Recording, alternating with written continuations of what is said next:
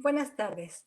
Agradecemos la presencia de las personas que por primera vez nos acompañan a los conversatorios que semanalmente organiza el Centro Virtual de Gestión Pública de Sideris, y en especial a las personas que regularmente se han mostrado interesadas por los temas que en este espacio se exponen. El Centro Virtual de Gestión Pública Sideris organiza webinares con especialistas en temas que impactan nuestra relación con las organizaciones públicas. Y en este ciclo de 3 conferencias que iniciaron el lunes y concluyen el día de hoy, lo han dejado de manifiesto, toda vez que el tema de pensiones es relevante para un enorme grupo poblacional. Este webinar lo patrocinan el despacho Burgoa Toledo y Asociados SC y la consultoría de Sideris. Burgoa Toledo y Asociados SC es un despacho especializado, entre otras materias, en derecho fiscal.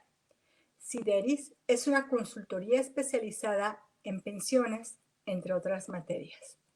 De las pláticas que hemos tenido en estos 3 días relacionadas con la propuesta de reforma al sistema de pensiones que presentó en su mañanera del 22 de julio el presidente Andrés Manuel López Obrador, hoy toca el tema hacia una reforma pensionaria integral.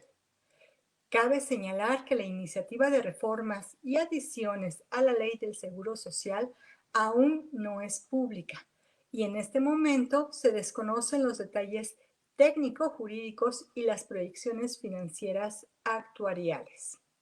Los objetivos que tenemos en este webinar es explicar la diferencia entre los distintos tipos de pensiones, explicar qué es una tasa de reemplazo y un sistema pensionario, analizar la forma de combinar equilibradamente los 3 tipos de pensiones, exponer lineamientos para una reforma pensionaria integral.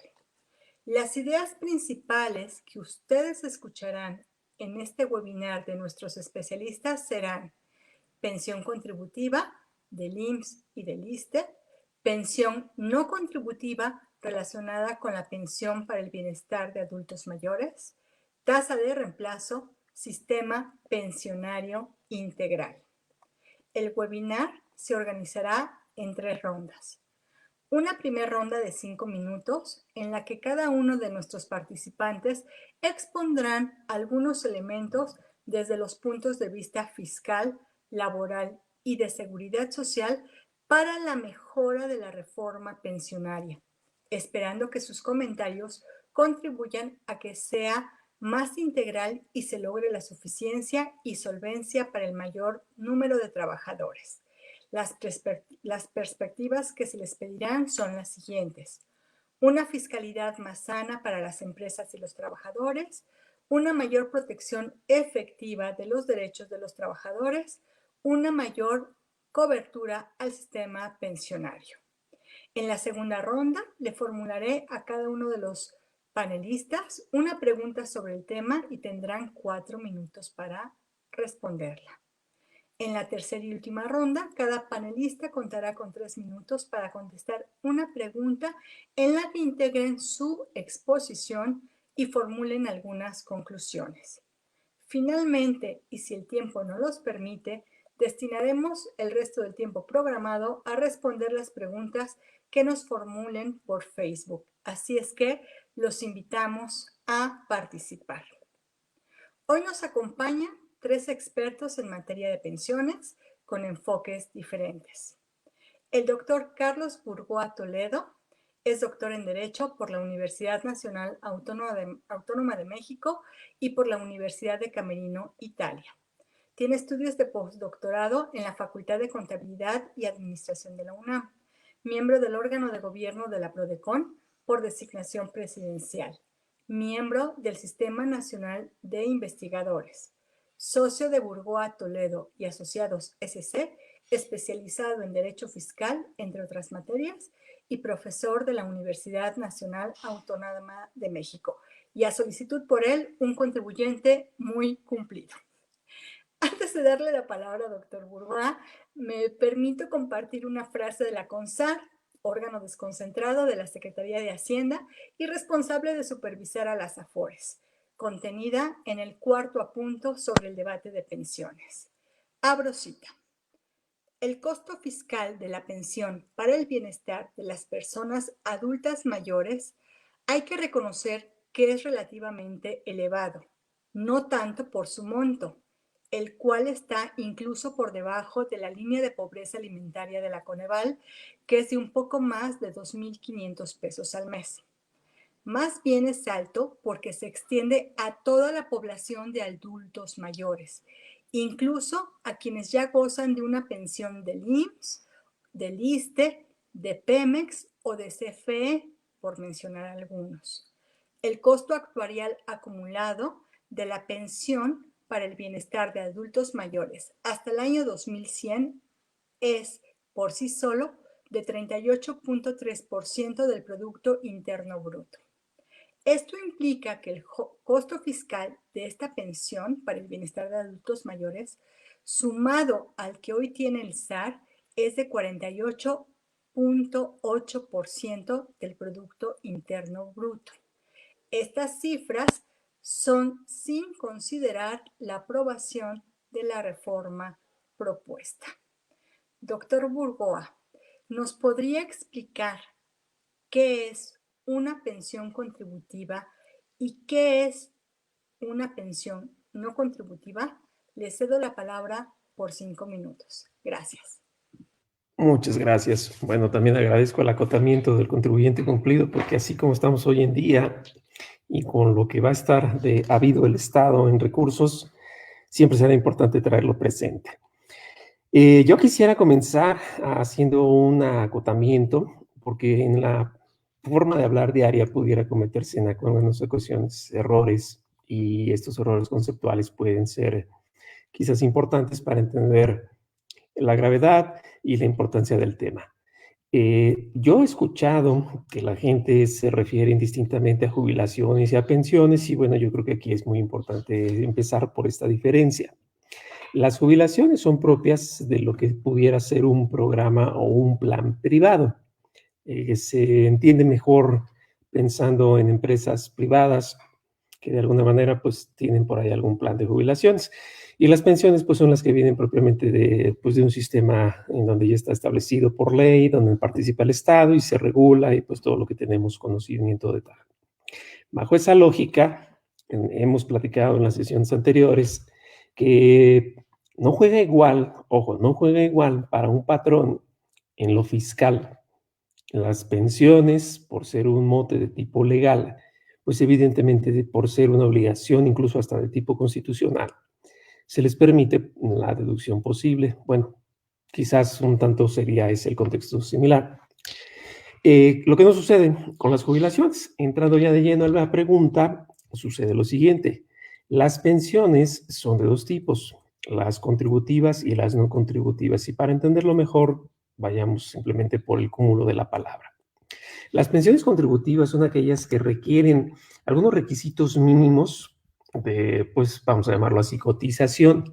Es decir, son aquellas en donde el trabajador, dependiendo de su desempeño en la vida laboral, dependiendo de su ingreso, de las semanas que lleve cotizado y todo es lo que puede aspirar precisamente en este ejemplo a una pensión.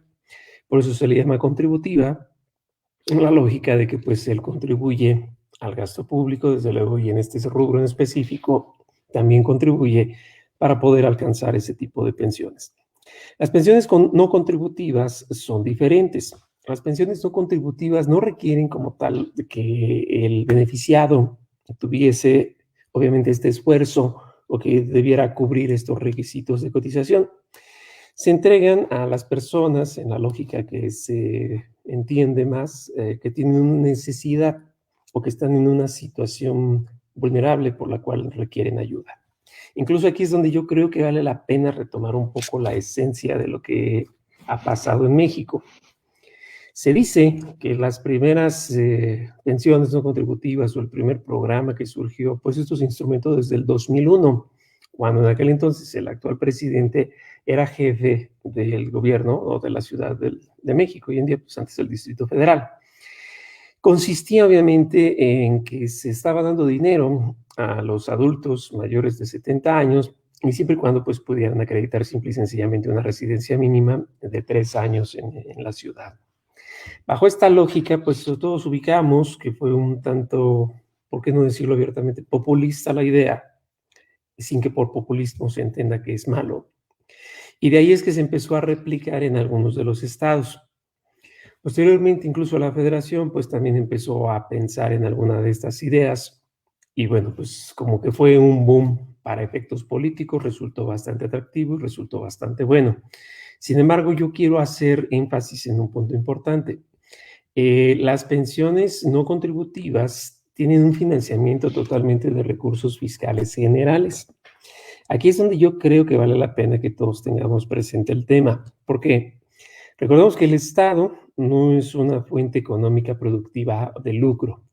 El Estado eroga, sin duda, porque como todas sus actividades requieren dinero, y para ello se allega de recursos. Pueden ser de empréstitos, o puede ser por otro tipo de recursos, o sea, me podría pasar la tarde explicándolo, y uno de ellos son los recursos fiscales. A finales del sexenio anterior me tocó platicar con la entonces subsecretaria de Hacienda y nos hacía notar que por primera vez parecía que los recursos petroleros no eran la base, sino que eran los recursos fiscales. Yo me quedé mucho con esa idea y es algo que traslado hoy en día para ustedes en esta plática, porque si la base son los recursos fiscales, vuelvo a insistir, si se ha dicho que no va a haber incremento en lo que sería el pago de contribuciones, creación de nuevos impuestos o similares, y si las pensiones no contributivas son un llamado o son un flujo que hoy en día ya incluso existe en el artículo cuarto constitucional, y si estas se sufragan del gasto fiscal, es ahí entonces donde nos empieza a sonar un poco la alarma. Sabemos que las personas que pudieran tener una pensión no contributiva se puede dar por muchos motivos. Hay quienes le llaman los freelance, hay quien siente que no trabajó, o hay gente que no tuvo esa estabilidad, o gente que, me refiero, no trabajó con patrón, o gente que trabajó de forma independiente, así como también pues, se puede hacer el llamado a la informalidad. Esos serían los grandes rubros. Recordemos, las pensiones contributivas son aquellas en donde las personas cotizan, aquellas en donde propiamente están haciendo pues día a día su esfuerzo por lograr la pensión de vida. Y las no contributivas, perdónenme la palabra, esta solo existe en mi boca, sería un tanto más de gratuidad, un tanto más por la condición de ser tal. Y en el caso de la Constitución, artículo cuarto, por la condición de estar en extrema pobreza. Y bueno, pues de ahí lo que se sigue, que vamos a seguir comentando en estos bloques. Muchas gracias.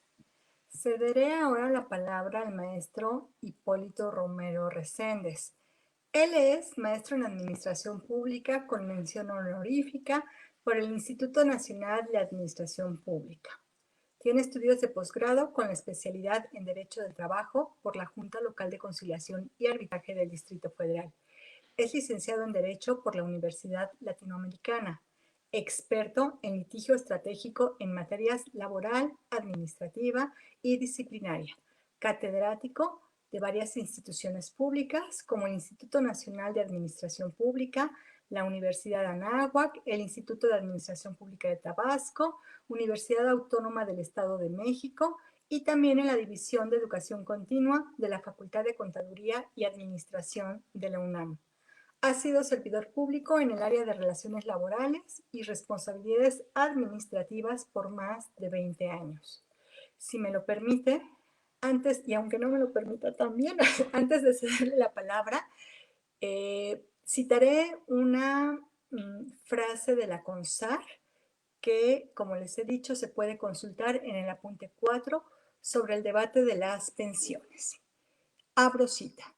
Conviene apuntar que el mayor ahorro obligatorio, 15.5 del salario base de cotización, permitiría que un menor porcentaje de los afiliados del SAR obtuviera solo la pensión mínima garantizada y que en un mayor número de ellos pudiera aspirar a una pensión superior a esa cantidad, la cual pasaría de 5.431 a 7.225 pesos, que representa el 33% de incremento a precios constantes. La tasa de reemplazo para quienes solo obtienen la pensión mínima garantizada pasaría del 58 al 73%, un resultado muy alentador considerando que se trata de los trabajadores de menores ingresos. Cierro la cita. Con estos datos, la CONSAR considera que solo más ahorro social eleva la tasa de reemplazo, pero también apunta a lo siguiente. Abro nuevamente la cita. La carga fiscal de las contribuciones de los patrones a la seguridad social en caso de que ellos absorbieran el incremento de las aportaciones obligatorias es verdaderamente onerosa. Cierro cita. Maestro, le pregunto entonces, ¿qué es una tasa de reemplazo y cómo se eleva la tasa de reemplazo en la propuesta de reforma? Bueno, muy buenas tardes a todos. Agradezco la oportunidad de estar con ustedes en este tercer día de webinar. La pregunta es oportuna porque realmente de reemplazo, conocida como tasa de sustitución, tiene una característica muy sencilla. Es un índice mediante el cual yo dejo de ser un elemento productivo o generador de riqueza y me convierto entonces en una persona que disfruta, en este caso, los frutos de la relación de trabajo. Vamos entonces a definirla entonces como la tasa de reemplazo. Es un indicador que tiene un sistema de pensiones para determinar si consigue el objetivo de proporcionar aquellos ingresos adecuados al momento de la jubilación respecto de los ingresos que el trabajador tiene cuando está prestando sus servicios. Es decir, vamos a reemplazar el salario por una pensión. Y acotando el punto que nos había precisado el doctor Burgo hace unos momentos. ¿Cómo tenemos una tasa de reemplazo? La fórmula realmente es muy sencilla. En este caso, lo que debemos de considerar sería la cuantía de la pensión de jubilación entre el último sueldo en activo que tuviese devengado el trabajador y lo hacemos por una multiplicación por 100.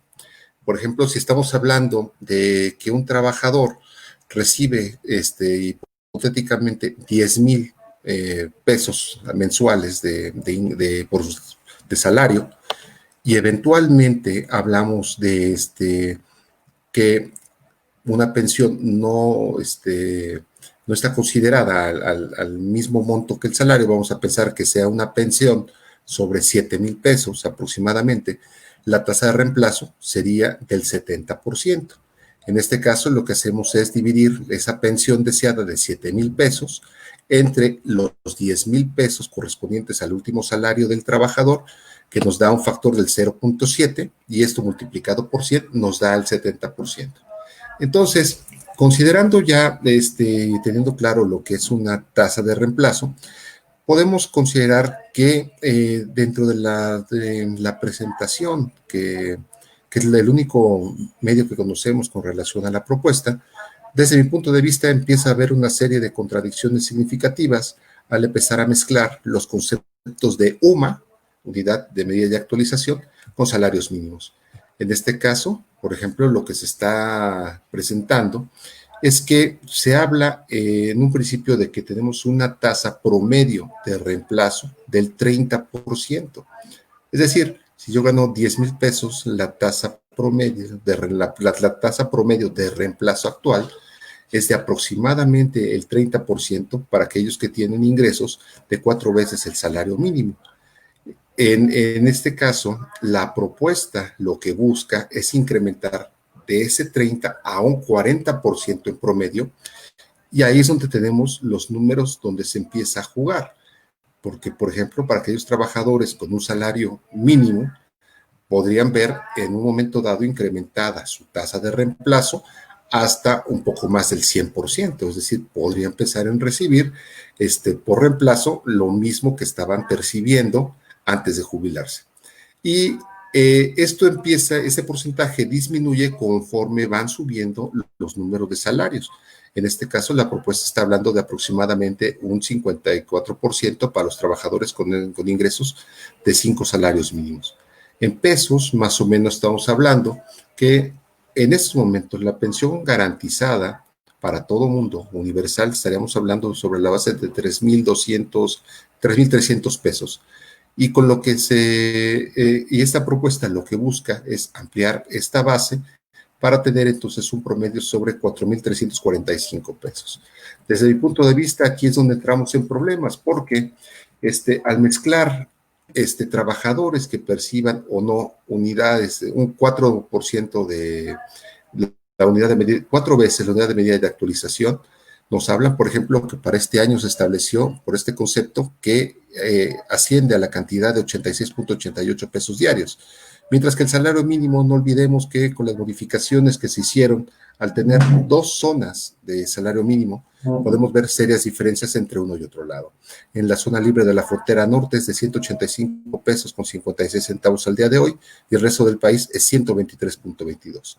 Entonces, si nos empieza a mezclar que es indebido el concepto de unidad de medida y de actualización con salarios mínimos, podemos considerar que eventualmente en el resto del país, incluyendo la Ciudad de México, entre otros lugares, 2 veces la UMA rebasan el salario mínimo, mientras que esta situación no se presenta con este salario mínimo en la frontera norte, que es de 185. Entonces, no, desde mi punto de vista, esta propuesta está incompleta en esta parte y tal vez tendría que hacerse un mayor detalle. Espero haber contestado las preguntas. Muchas gracias. Muchas gracias a usted. Te daré ahora la palabra al doctor Carlos Matute González. Él tiene un amplio currículum que los invito a revisar en sus redes sociales de YouTube y Facebook, pero me gustaría destacar que fue uno de los redactores de la Ley del Seguro Social de 1997. Es autor de libros y columnista del periódico El Universal y el periódico La Crónica de Hoy. Actualmente es socio director de Consultores Sideris, dedicada a temas de gestión pública, seguridad social, obra, adquisiciones públicas, responsabilidades administrativas y derecho burocrático. Para que no se sienta doctor, también voy a permitir leer una frase de la CONSAR, órgano desconcentrado de la Secretaría de Hacienda, contenida en el apunte 4 del debate de pensiones. Abro cita. Por las tendencias demográficas y epidemiológicas, la inviabilidad de los sistemas de reparto es una realidad. Sería apostarle a un sistema que entrará en quiebra técnica. Doctor Matute, para que usted pueda exponer los efectos en el desequilibrio de los derechos de los trabajadores de un sistema pensionario de reparto, le pido tome la palabra.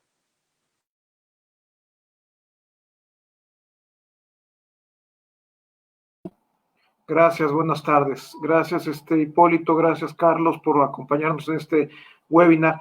Lo primero que habría que comentar con respecto a la cita de la CONSAR es que, en realidad, la ley de 1973, a la que protege a la llamada generación en transición, entró en quiebra técnica.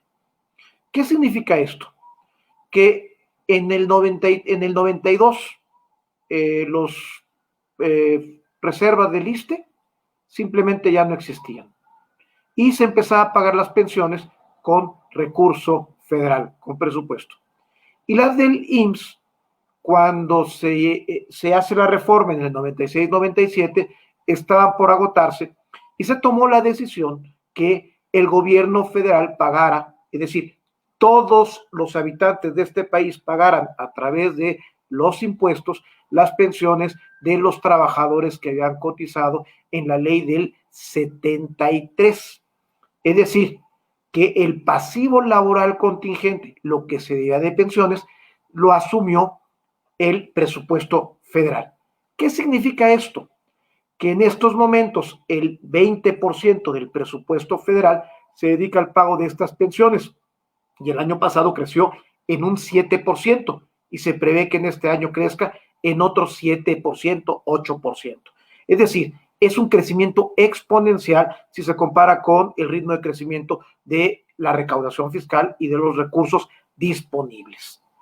Este problema pensionario, que es muy grave, no se toca, no se aborda en la propuesta de reforma pensionaria.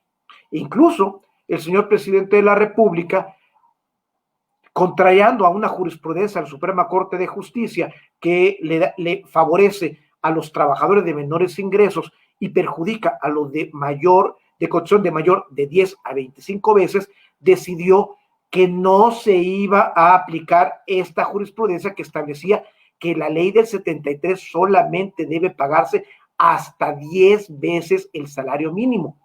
Es decir, parte de este financiamiento que hacemos todos es para los trabajadores que ganan entre 10 y 25 veces salarios mínimos. Estamos haciendo una transferencia de los pobres a los trabajadores más ricos. Y esto hay que tomarlo en cuenta. Este punto es, los sistemas de reparto entran en quiebra y por eso se va a los sistemas de cuentas individuales. El sistema de cuentas individuales empieza en 97 y acumula alrededor de 4 billones de pesos. Y estos 4 billones de pesos es la reserva técnica que se está acumulando para financiar parcialmente las pensiones de los trabajadores que ahorita tienen entre 35 y 45 años de edad. Para que esto alcance, hay que aumentar la cotización. Esto es sabido. La única forma de tener pensiones dignas es ahorrar durante la vida productiva. No hay otra forma. De ahí el éxito de algunos sistemas pensionarios en Europa. Pensar que sin ahorro se va a tener una buena pensión son ilusiones, son mentiras. Por eso es importante la cuenta individual, porque estaba generando la conciencia en el trabajador que parte de su pensión debe ser corresponsabilidad de él. Esta corresponsabilidad aumenta en los sectores de altos ingresos y disminuye, como bien lo comentaba el doctor Burgoa, en los sectores menos desfavorecidos. A estos, evidentemente, pedirles ahorro no tiene ningún sentido, sino al contrario, el ahorro de los que tienen mayor ingreso debe transferirse parcialmente a los que tienen menor ingreso. Es decir, un sistema pensionario debe pensar en una mayor cobertura a la mayor población posible, pero que haya una parte de solidaridad que transfiera recursos a las partes a la población más desfavorecida. Por eso, la cuenta individual ayuda a generar una corresponsabilidad, pero la pensión mínima garantizada y la cuota social transfieren recursos a los más necesitados, a los más pobres. Ese es el sentido de la ley del 97. Incrementar la conciencia del ahorro, pero al mismo tiempo hacer una transferencia inmediata al ahorro, en forma de ahorro, a estas partes a los trabajadores menos favorecidos. Y esto es algo que hay que conservar. Es decir, que el ahorro en las cuentas individuales represente una parte importante en el pago de las pensiones. ¿Para qué? Para que éstas sean viables en el futuro. En pocas palabras, que el subsidio vaya dirigido a los de menores ingresos y que las personas de mayores ingresos reciban menos subsidio al momento de pensionarse. Y aquí encontramos una de las primeras equivocaciones, creo yo, que se cometió en este gobierno: extender la pensión a toda la población mayor de 68 años sin considerar si tienen derecho o no a una pensión contributiva. Y entonces le estamos subsidiando a un pensionado que recibe 50, 60 mil pesos porque es de Pemex y del IMSS, y estamos subsidiando a una persona que no tiene derecho a ninguna pensión, que tiene una negativa de pensión. Por lo tanto, la pensión del bienestar, en ese sentido, es injusta. Se tiene que focalizar solamente en aquellas personas que realmente lo requieren y no a toda la población en su conjunto. Y con esto dejo mi primera reflexión. Muchas gracias, doctor. Pide usted demasiado. Bueno, entramos a nuestra segunda ronda. Comenzaré a preguntarle al doctor Carlos Bourgois lo siguiente. ¿Cómo combina la reforma propuesta por el presidente las pensiones contributivas y las no contributivas? Tiene la palabra por 4 minutos. Gracias. Bueno, pues básicamente es como lo comentaba el doctor Matute en la parte final ahorita de su intervención, en donde se abre la puerta, por decirlo burdamente así, para que todo mundo cuente con una pensión.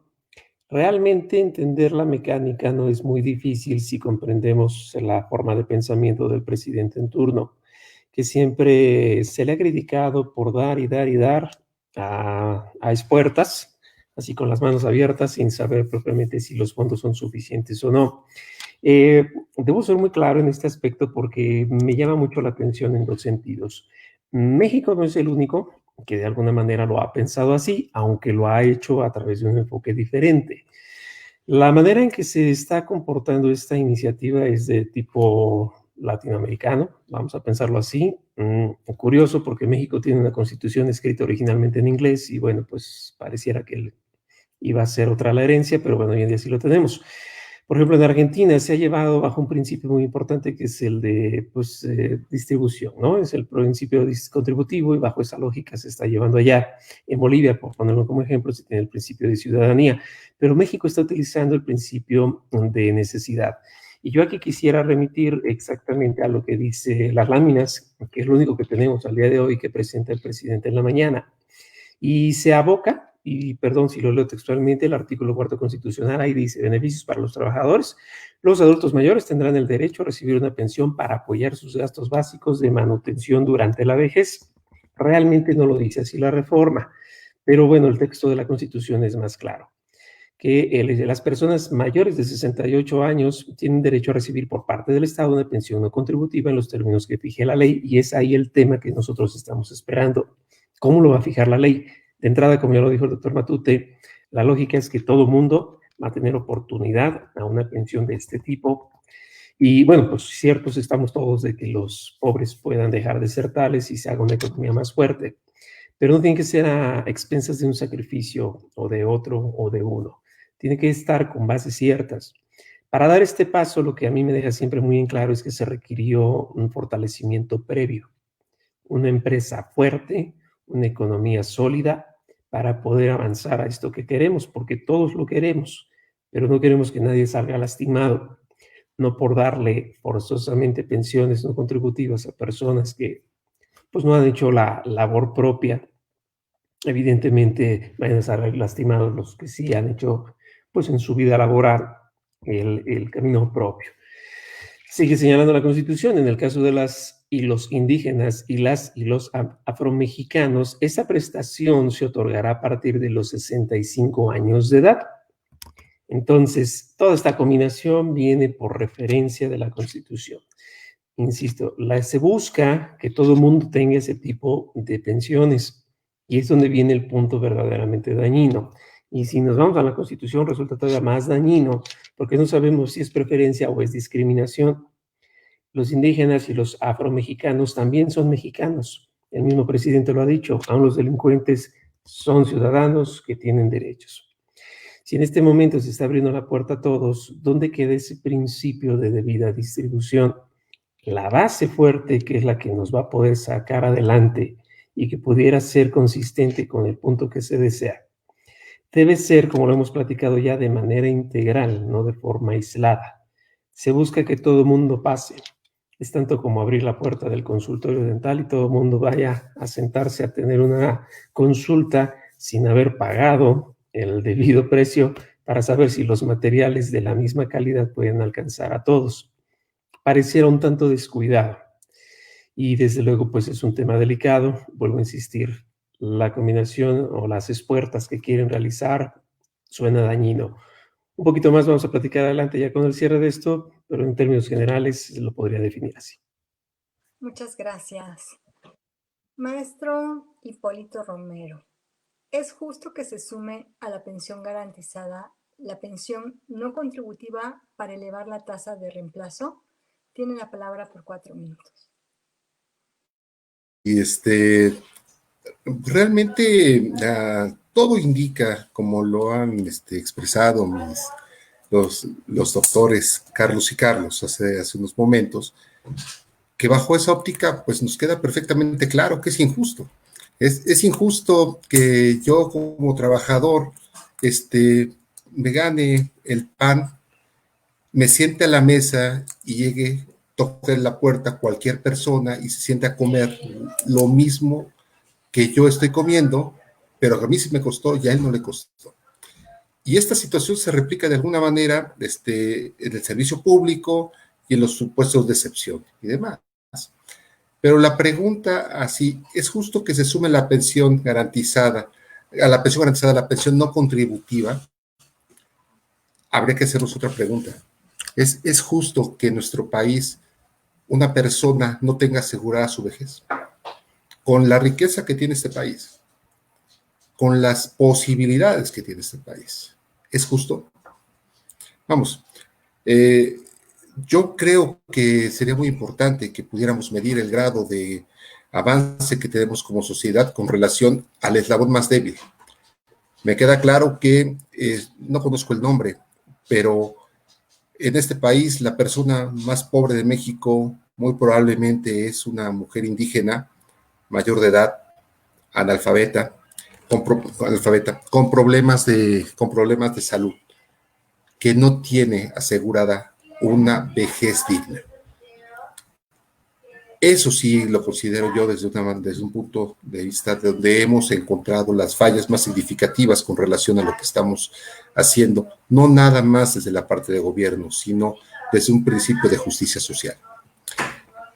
Pensar, como yo lo dije hace rato, de que yo gano y es injusto que alguien venga a comer lo mismo que yo devengué sin tener derecho, nos pone en una posición egoísta donde no reconocemos la dignidad de vida de las personas. Desde mi punto de vista, así como existe un salario digno, un salario decente, debe existir una pensión digna. Y una pensión digna, en este caso, como bien lo señalan, esa parte donde a través de esas pensiones no contributivas, no se logró de alguna manera garantizarle a estas personas en situación de vulnerabilidad, en principio puede decir no es justo, pero debemos considerar eventualmente que para el debido ejercicio de los derechos, tal vez el Estado tiene que pensar de manera diferente a como lo haría el individuo de manera aislada y pensar de manera más integral. Y en ese sentido, buscar elevar la tasa de reemplazo a través de esta pensión no contributiva implica de alguna manera que el Estado, los ciudadanos que lo integran y todos aquellos que estemos contribuyendo a la propia vida del Estado, tengamos que hacer algo diferente, algo nuevo, para lograr de esa manera que se eleve tanto para el que genera como para el que no genera. Esto es fruto de la informalidad, esto es fruto de problemas que llevan arrastrándose mucho tiempo. Necesitamos pensar una solución integral para lograr de esa manera una efectiva justicia y solidaridad social. Entonces, no es una respuesta fácil. Todo parece indicar que ya fue respondida esta pregunta, pero pensándolo a nivel político, hago esa pregunta. ¿Es justo que un país tan rico no pueda garantizar a sus habitantes una vejez digna? Dejo ahí mi participación. Muchas gracias. Vaya pregunta que nos deja de tarea, maestro. Doctor Carlos Matute, ¿cuáles son las insuficiencias del sistema de cuentas individuales y qué es una reserva individual previsional? Tiene la palabra por 4 minutos. Es muy importante la pregunta que haces, porque así como vimos que el sistema de reparto es injusto con las mujeres y con los trabajadores de menores ingresos, el sistema de cuentas individuales, si no tiene el suficiente ahorro, genera que, o la suficiente formalidad en el trabajo, genera que haya muchas negativas de pensión y que muchas personas no tengan la tasa de reemplazo que debiera ser más o menos justa.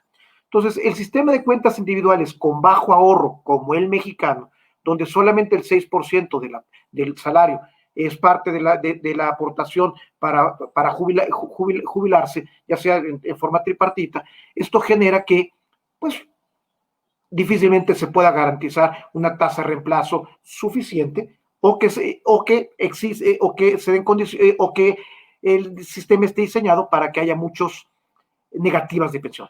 Y estos son los dos problemas que nos encontramos. Por un lado, cómo vamos disminuyendo o cómo absorbemos la quiebra técnica del sistema de reparto, que esta va a acabar de pagarse por ahí de los años 35, 40 de este siglo. Y por otra parte, ¿cómo le hago para que la tasa de reemplazo y el ahorro aumente en el nuevo sistema de la generación del 97 o de la generación Afore? Ninguna de las dos preguntas le da respuesta la reforma planteada por el presidente de la República. Y eso es fundamental. Por eso no es integral. Ahora bien, ¿cómo superamos estos defectos del sistema de cuentas individuales? Con tres principios básicos. Primer principio, hay que ser solidarios con los que no pueden estar en el mercado formal de trabajo y con los de menores ingresos. Y entonces sí hay que generar una pensión no contributiva focalizada a estos grupos, pero ojo, a través del ahorro y no el gasto asistencial. Y esto hay que señalarlo. Pero estos esquemas no le gustan al presidente porque se le hacen que son esquemas financieros y no de atención directa. A él le gusta gastar. Por eso desapareció el Seguro Popular y creó el INSABI. Porque esto de los esquemas financieros de ahorro no son para él. Él es para gastar, ahorita. Él quiere gastar. Entonces, el primer elemento es generar un esquema solidario, financieramente viable a través del ahorro en cuentas individuales, pero para todos. Todo mexicano que nazca tendrá derecho a su cuenta individual y a una cuota social por el Estado que se le vaya guardando para que cuando llegue a los 60 años tenga una garantía de que se va a poder financiar su pensión con un ahorro existente que produjo rendimientos y que incluso pudo haber servido para el financiamiento de infraestructura del gobierno federal. En vez de ponerles cargos al presupuesto que elimina la posibilidad de la inversión pública. Punto número 1. 2, el principio de corresponsabilidad. Cualquier ahorro adicional al mínimo tiene que ser corresponsable el patrón o el que tenga la parte, el control de la empresa, de la unidad económica, con el que aporte su esfuerzo, ya sea en la informalidad o en la formalidad. Y entonces habría que tener un esquema en el que si el trabajador aporta un 2%, el patrón o el que tiene el control de la empresa, de la fuente de riqueza, también aporte un 2%. Y así generan el esquema de corresponsabilidad. Y entonces estar arriba del mínimo implica una corresponsabilidad de los factores de la producción. Y el tercer elemento es un premio al esfuerzo individual y al talento. Aquel que se esfuerce más que lo normal, pues tendrá que tener un premio. Y eso puede ser a través de su cuenta de ahorro voluntario. Hay que fortalecer los tres pilares, no solamente el de regalar, el asistencialismo, el crecer las pensiones porque se tienen que dar. Hay que ser mucho más inteligentes en cómo vamos a dar esa solidaridad para generar conciencia de ahorro, que es lo único que genera pensiones dignas. Muchas gracias. Estamos chonguitos por lo que han expuesto ustedes aquí, llegue a manos del presidente o de los asesores del presidente. Así es que a los que nos están escuchando, pasen la voz para ver si de alguna u otra forma llega. Pasamos a nuestra tercera ronda de este webinar y les haré una pregunta a cada uno de ustedes, con la finalidad de que puedan complementar la visión que han expuesto a lo largo de este ciclo de 3 conferencias que hemos tenido y puedan realizar sus conclusiones sobre la reforma pensionaria propuesta por el presidente de la República. Doctor Carlos Burgoa, ¿cuál sería una reforma pensionaria integral desde el punto de vista del derecho fiscal? Les cedo la palabra por 3 minutos. Gracias. Yo creo que para decir cuál es, primero tenemos que decir qué es lo que no nos gusta, así como en todo en la vida, ¿no? Para saber quién soy, debo saber lo que no me gusta de lo que soy. A mí en lo personal no me gusta regalar el dinero, y yo creo que al presidente desafortunadamente sí, y es lógico, el dinero se regala cuando no es propio, cuando no nos ha costado o cuando no sentimos el compromiso. Incluso se ha criticado mucho a la administración actual por ser parte del movimiento por el paso del comunismo a México. Se dice que en la etapa número 2, el punto número 2 será reforzar la lucha por los pobres con la bandera de la corrupción y el neoliberalismo. Básicamente lo que yo quisiera hacer notar es esto: se nos olvidan los brocardos básicos de la Constitución. En la tributación debe existir la legalidad, la proporcionalidad, la equidad y el destino al gasto público. Y la equidad no es la igualdad, porque muchas veces también se produce ese error. La equidad es reconocernos como desiguales. Ejemplo, yo le digo a mis alumnos en clase: todos en esta vida somos iguales porque estamos igualmente vivos, pero no todos traemos la misma cantidad de dinero en la bolsa. Y bajo esa lógica es lo que bien comentaba el doctor Matute. Si nosotros tenemos un plus, que es respecto a lo que ya se ha cubierto, la lógica es donde empieza entonces el efecto colaborativo, que es algo que ya ha sucedido en México y yo no sé por qué no se reconoce actualmente. El famoso hoy en día subsidio para el empleo antes fue el crédito al salario, y no era más que el superávit de los ingresos que tenía el Estado en la época del salinismo. Curioso, más allá de personajes, lo único es que la inercia es así de sencilla y de lógica. Y como bien lo decía el maestro Hipólito, si nosotros queremos llegar a un final digno es porque tuvimos un camino digno. Entonces la lógica es: a la gente no se le debe enseñar a que se le regala el dinero, se le debe enseñar a trabajar por él y a salir adelante. Entonces todos estos principios que están constituidos en el 25 del texto magno, se dice que hay una justa distribución de la riqueza, y esa justa distribución pues es que haya, como ya se comentó, un debido ahorro, un debido ejercicio. Pienso yo que para llegar al punto que la reforma busca, se requiere primero fortalecer a las empresas y a la economía nacional. Tantos problemas que tienen las empresas en el rubro de deducciones que hacen imposible y martirio poder tener un desempeño económico. Y si no tienen buen desempeño económico, no pueden cumplir con esto. Si desde ahí empezamos en la atención de las empresas, se va a terminar con la atención de los pobres. Y esa es una correlatividad ineludible. Cierto es que puedan existir pensiones no contributivas, pero debidamente atendidas, no regaladas, no ofertadas al público al por mayor. Son productos de lujo para terminar en una pensión digna y no regalada. Creo yo que ese es el punto básico para el cual tendríamos que avanzar. Muchas gracias. Maestro Hipólito Romero, ¿cuál sería una reforma pensionaria integral desde el punto de vista del derecho laboral?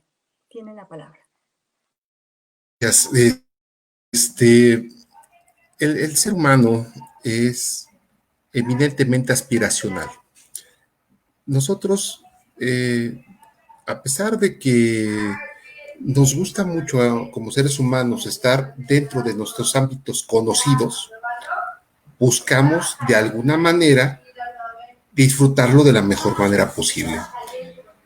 La situación del trabajo en México, como lo hemos visto, sobre todo el primer día de este webinar, nos habla de que tenemos no un régimen laboral, sino tenemos diversos regímenes laborales que impactan de alguna manera dentro del debido trabajo o el debido ejercicio público.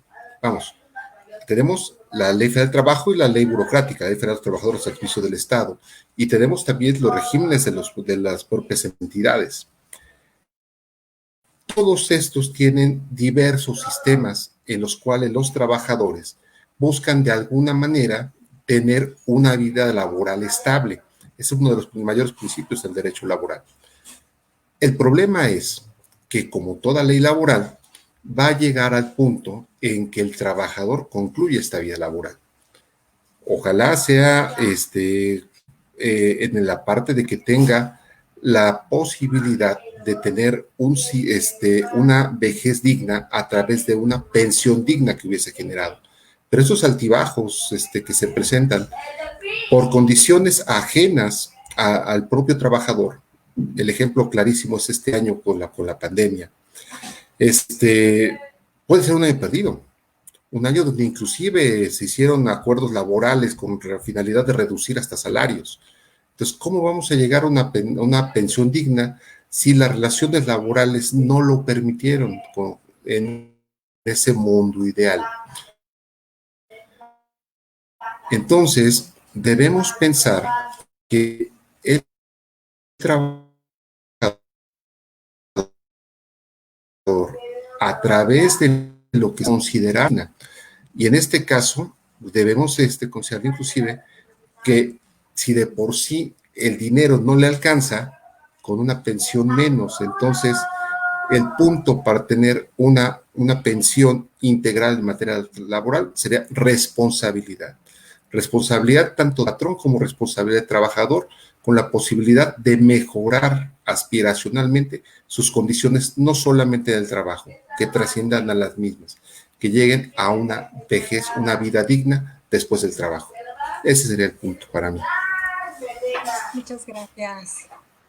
Doctor Carlos Matute, ¿cuál sería, desde su punto de vista, una reforma pensionaria integral desde la perspectiva de la seguridad social?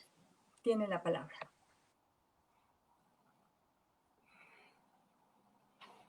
Primero tendrá que ser una reforma que atendiera o que viera a esta gran transferencia de recursos presupuestales que se está haciendo a la generación de la transición.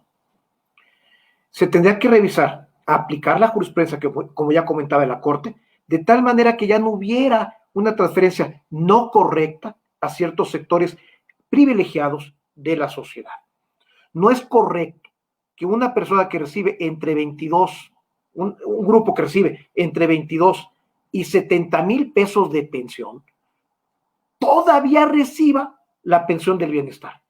Recibirla es inmoral, es injusto que se transfieran recursos de los impuestos a estos grupos que ya tienen esta condición. Primer elemento, habría que empezar a ver esa parte, que no siga habiendo más transferencias presupuestales por populismo, por ser más popular a estos sectores que ya tienen beneficios. Eso es distinto a los que no tienen una pensión o a los que tienen pensión mínima en la ley del 73. Habría que aclarar, a ellos sí hay que apoyarlos.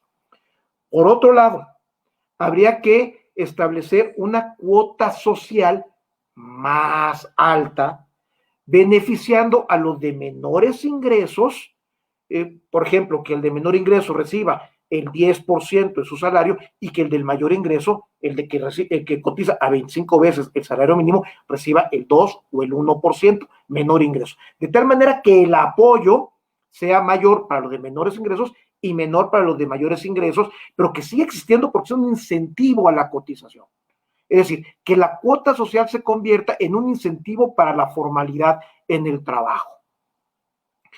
En cuanto a la cuota patronal, que ésta deje de ser proporcional al salario, que se desvincule del salario y que más bien se pague una cuota por cada trabajador, una cuota fija, y que esta cuota fija sea lo más pequeño posible para que la corresponsabilidad se genere a partir del trabajador con el patrón, y que haya incentivos para que hayan la posibilidad de que se aumente la cotización a partir de esquemas de contratación colectiva o esquemas de búsqueda de talento, de promoción del mercado de trabajo. La mejor opción para cualquier persona es que a partir de un trabajo digno durante 30, 40 años, se pueda financiar una pensión que diga que se la financió él y que no se le están regalando. Y en eso estoy de acuerdo con el doctor Burgoa. No hay dignidad en permanentemente extender la mano para que me den. Tiene que haber una corresponsabilidad social con nuestro futuro. Y eso se da a través del ahorro. Y otro elemento fundamental es revisar los esquemas de las entidades públicas que son muy beneficiosos para cierto tipo de trabajadores. Ahorita que está muy de moda transferirle recursos a CFE y a Pemex, parte de esa transferencia de recursos es para pagar las jugosas pensiones de la mayoría de los trabajadores de esas entidades. Es decir, todos estamos pagando esas pensiones y, por otra parte, le estamos dando una pensión de menos de un salario mínimo a los que realmente la necesitan. Hay que repensar profundamente el esquema y no querer utilizarlo como una bandera para aumentar la popularidad de un individuo o de un partido. Con esto concluyo mi participación. Muchas gracias. Pues el tiempo se nos acaba, pero le prometemos a José Heredia y a Abraham Maldonado que les daremos respuesta a sus preguntas a través de nuestras redes sociales. Me permito, a ver si no me equivoco, dar como conclusiones a este ciclo de 3 conferencias las siguientes.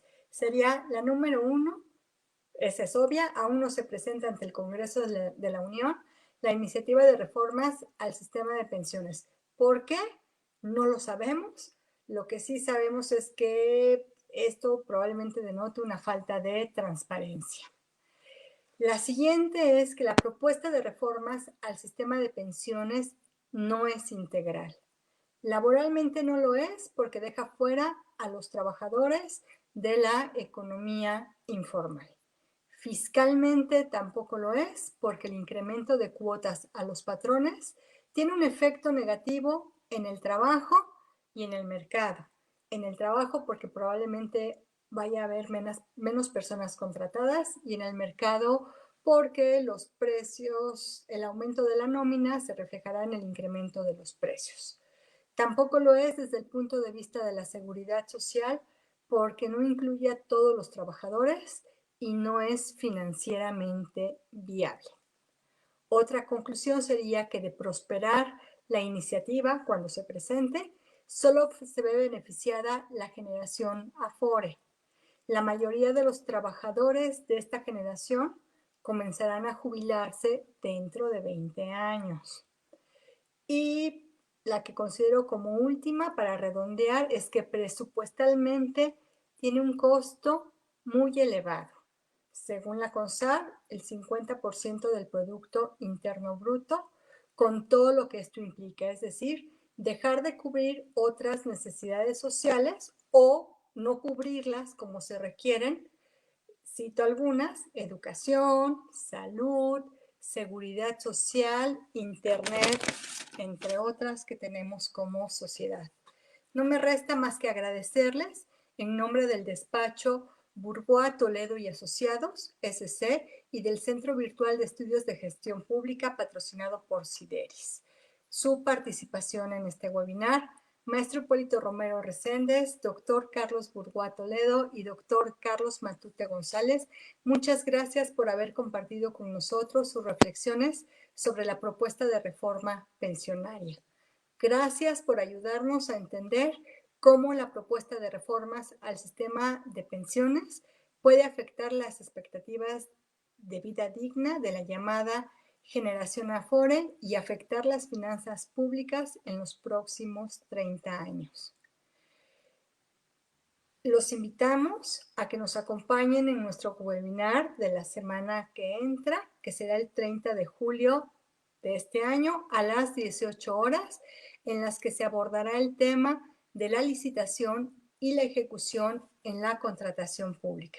Muchas gracias por su participación y muchas gracias a todos los que nos acompañaron. Buena tarde. Un like siempre nos ayudará a difundir este tipo de conocimientos. Muchas gracias.